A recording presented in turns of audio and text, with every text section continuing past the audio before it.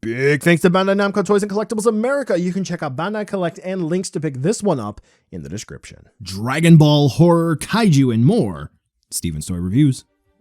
Hey there, collectors. It's going to be Steven here, and I'm back with another SH Figuarts review. We're going to be taking a look at some more caped heroes. Today, we're going to be taking a look at the SH Figuarts The Batman. This time from the 2022 movie. Can you believe it?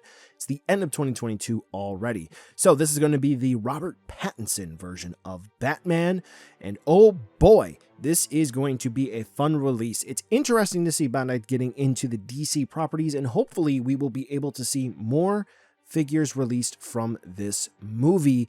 And yeah, this is going to be something that I'm going to have a fun time taking a look at just because of the opportunities for some fun pictures. Now, with that being said, this movie was, a little split in response, but does that mean the figure will carry over the same response as well? Let's take a look to see whether or not Batman is going to be worth adding into your collection. Looks-wise, one critique that I have seen kind of floating around is going to be proportion. Some feel that maybe the legs are a bit too long, maybe the torso is a bit too long. Here's what I'm going to have to say to that. You can pretty much pull a picture, a frame from any point in the movie, and you can argue source accuracy. So I'm not necessarily going to talk about that insofar as anyone can make an argument to say that it's accurate.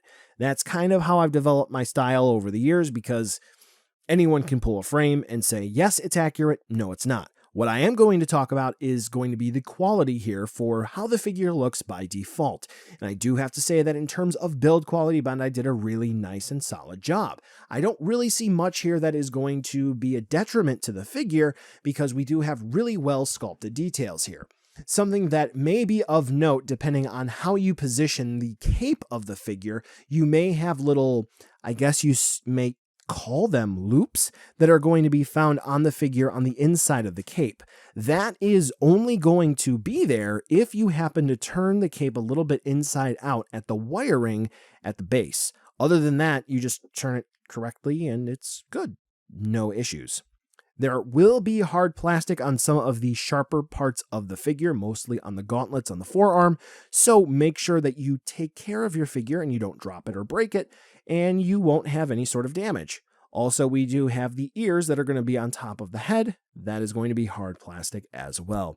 We have some light dry brushing on the boots to help bring out some of the details, and when it comes to the eyes, not only here, but also on the unmasked Batman head sculpt, Bruce Wayne, Robert Pattinson, whichever you would prefer to call him, we do have some fine details, especially when it comes to the face printing technology. I would have to say, Batman looks good. Articulation time. And when we do have the likes of Kamen Rider in the lineup, I'm talking about the series collectively, Ultraman, we do have the Super Sentai releases. They're starting to get into some new ones of those. I even have the SHF Iron Spider, which is right over here. I just got done taking a look at that one. If you know how to move your action figure joints appropriately, you have some solid articulation here with Batman, and you can get him into some fun poses. But with what I just said, I'm wondering, with Batman basically being Batman, and him having the build like the other characters I just mentioned, he's not as well engineered as those other characters and franchises. What do I mean? Head is going to plug into this section of the neck on a ball joint, and the neck is going to plug into the body on a ball joint. So he can look up about that far, look down about that far, tilt from side to side. The cape is going to have a fixed hard plastic piece, and that is going to plug into the chest and onto the back. And then the rest of the cape here is going to have bendy wire.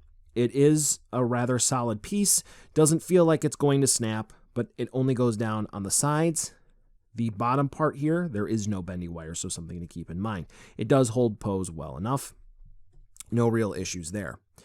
Now, for the shoulder pads here, okay? These I'm going to show you in a minute. They are difficult to pop back on if they do pop off, something to keep in mind. They are on ball joints, and then they are on hinges, so this way they can move around, and the intent is to not block the range of movement on the shoulders and also be easy should they pop off. let's go ahead and just pop the chest plate off, because you can do that because there's going to be an accessory for an alternate chest plate, and you need to do this to remove the cape. You can see that the shoulders plug into the body here on what are butterfly hinges, if you will, but those are going to be ball joints, so those are going to help move the arms around. So as you see here, as I move the arm in and out and forward and back, you can see the ball joint, the socket there, moving anyway, okay? So Batman, let me go ahead and plug this back in, because this also acts as sort of like a stopper for the cape. So just by normal standards, Batman can T-pose about that much with the hinges in the arm, and he can raise and lower his arms about that much. So you can spin them around. Now, something of note, and I believe we already have one that has popped off. Yes. With some of the other releases, we do have alternate parts, because you can see Batman's chest is kind of pokey. Most particularly with the SHF Ultraman releases, alternate chest parts, so this way he can cross over his arms. That's not going to be the case here. We do have a dedicated bicep swivel, so we can spin Batman's arms around, which is good.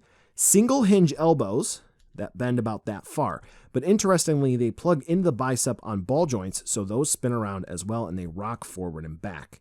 Then for the wrists, same as usual for SH Figuarts, we're going to have a peg that plugs into the forearm, which allows for swiveling, then a hinge, so this way you can rock one side, then you have to spin it to get the other, and then the hands plug in on ball joints. We do have a ball jointed ab crunch, so we can twist and turn and rock around, all good. Ball jointed waist, all good there. Ball joint for where the legs plug into the hips, so this way we get swivel, effective movement out front and back, and well enough split out to the side, except for all of the goodness on the belt blocking there. Dedicated thigh swivels, rather tight on mine, but not a bad thing at all. Double hinge knees, very good. Single hinge for the toes, and when it comes to the ankle rockers, we do have, similar to some of the Dragon Ball Figuarts, ball jointed ankles, but the thing is that we don't really have all that great of ankle rocker movement there. We do have a little bit out to the side, but inwards, not so much movement there. So let's go ahead and remove the cape to show you just the difference of articulation there. So let's go ahead and pop that off. Then we just pop the head off, and then we can remove the cape. And do we have an articulation change for the arms? Yes, just a bit. And that popped off. So these are basically intended to pop off if it exceeds the range of movement. The only kind of sort of issue is that they sometimes, if they pop off, can be difficult to pop back on. So, and because they do kind of look the same both directions, it's kind of hard to eyeball it and go, ah, yes, that's how it's supposed to go. So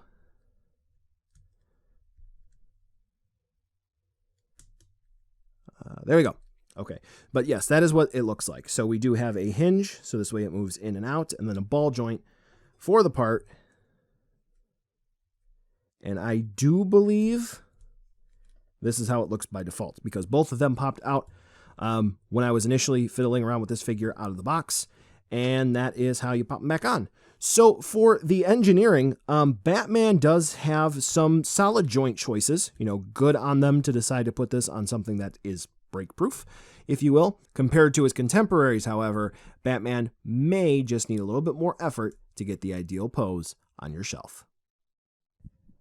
All right, time to talk about accessories, and what do we get? Well, we're going to get a total of 5 alternate sets of hands. We're going to get an unmasked Robert Pattinson head sculpt. We're going to get an alternate chest part. We're going to get a bat knife, set of handcuffs, adrenaline pen, and grappling launchers for the left and right hand parts. So let's go ahead and take a look at the alternate head sculpt that we get here. And they're going to be utilizing the face printing dot matrix technology, and it looks rather solid. Looks like a little bit of a raccoon, but nevertheless, still Robert Pattinson is going to look good. Then we do have the alternate chest part here, so you can have your Batman in chocolate or vanilla flavors. It was a bad joke. Let's go with it. For swapping out the chest parts and to remove the cape, as we kind of already talked about, there are going to be 3 steps. The first one, as recommended in the manual, is to remove the head and the neck part, then remove the chest emblem part, then to remove the cape. There you go. Now, to take a look at all the accessories, again, as sort of An overview, we have the bat knife, we have the handcuffs, the adrenaline pen, and then the grappling launcher for the left and right gauntlet. Keep in mind for those parts, they are going to be dedicated left and right parts.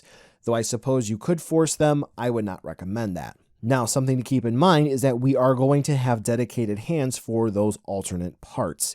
We are going to have sets that are for gripping the bat knife by the wing and by the center of them, or the batarang.